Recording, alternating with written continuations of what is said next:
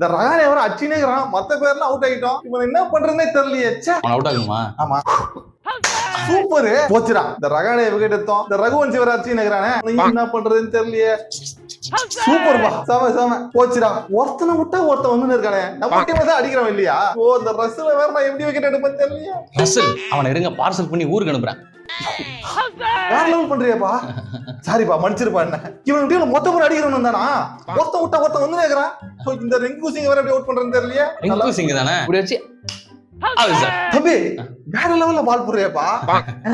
எல்லாத்துக்கும் காரணம் ட்ரைனிங். நம்ம சிஎஸ்கே ட்ரைனிங்னா சும்மாவா? ஆப்கானிஸ்தான் ட்ரைனிங். சரி சரி பரவாயில்ல, நீ நல்லா போட்டிருக்க.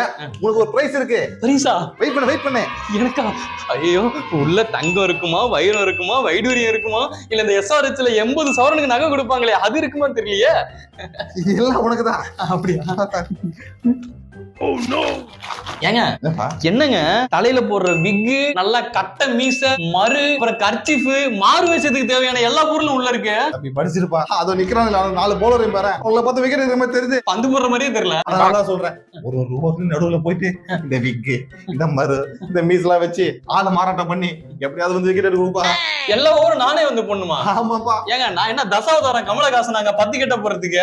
அங்க பாரு இப்ப வரியா பாருங்க போய் போட்டு வந்துடுறேங்க.